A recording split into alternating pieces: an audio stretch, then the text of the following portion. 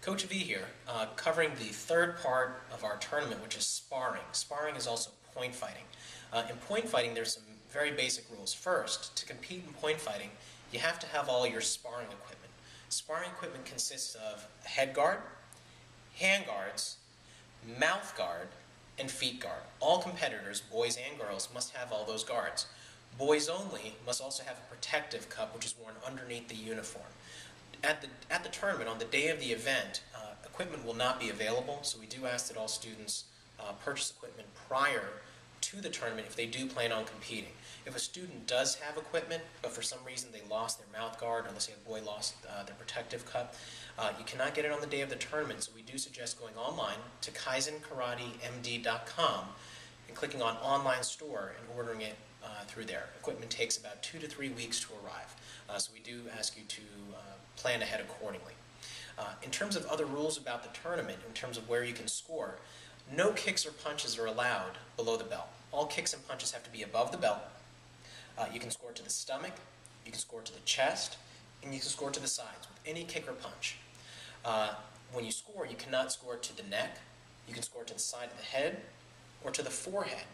And you can even score to the face, but you cannot touch the face. So even a strike that came up and touched someone on the nose would be considered contact. You cannot have contact during the fight, otherwise the first time you get contact, it's a warning. The second time you get a contact call on you, the other person gets a point. The third time someone gets a warning, which is a contact, you lose the fight. Here are the calls.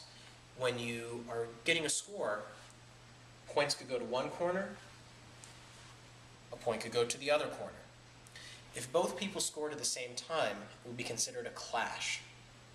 Another common call is no confirmation. When the hands are crossed and the judges hold their hands crossed below their belts, no confirmation. That means no points were awarded, even though techniques might have been thrown, like such as a kick or a punch or a block, no points were awarded.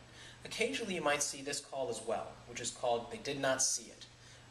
Rarely will you see that, but again, there's no points awarded. The only time points will be awarded is if a judge scores in either direction.